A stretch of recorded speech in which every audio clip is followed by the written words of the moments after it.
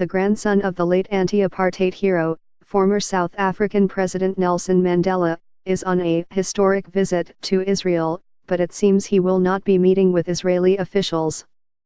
Mandela, a staunch boycott, divestment and sanctions (BDS) supporter, will only meet with Palestinians during his trip.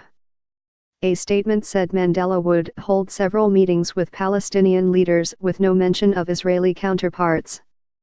The Foreign Ministry appeared to corroborate the statement by saying, "We have no information on the visit. Be the first to know, join our Facebook page."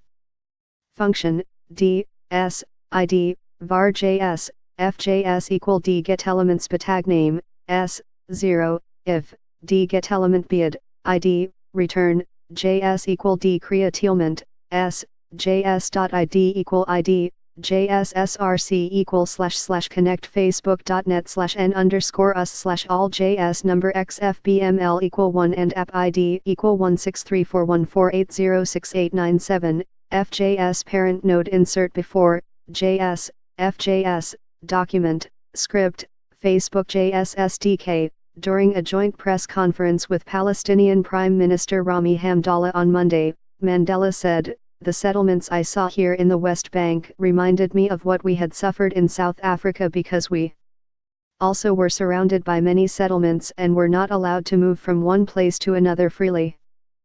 Palestinians are being subjected to the worst version of apartheid." Mandela added, "Israel is the worst apartheid regime," and called for the continued support of BDS and for South Africa to cut all ties with apartheid Israel. While meeting with Mandela in Ramallah, Hamdallah highlighted the inspiring legacy of the younger Mandela's late grandfather Nelson. Hamdallah stressed the strength of bilateral ties between the Palestinian Authority and South Africa and highlighted the historic relationship formed between the late presidents Yasser Arafat and Nelson Mandela.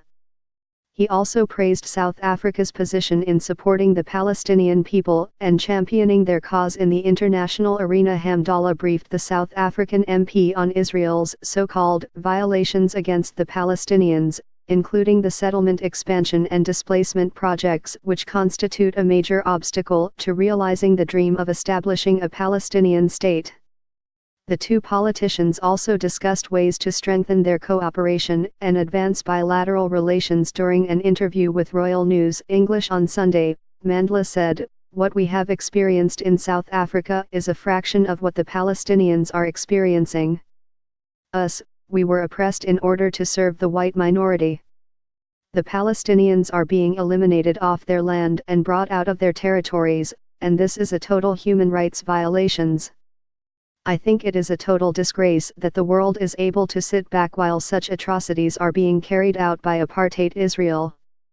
Mandela is scheduled to meet with 83-year-old PA President Mahmoud Abbas as well as with other Palestinian officials during his visit. He will also visit Bethlehem, Jerusalem, and the mausoleum of Yasser Arafat in Ramallah. Close to the mausoleum is a 6-meter-high, bronze statue of Nelson Mandela, who is famous among Palestinians for saying, "We know all too well that our freedom is incomplete without the freedom of the Palestinians." The younger Mandela will be in the country until Wednesday.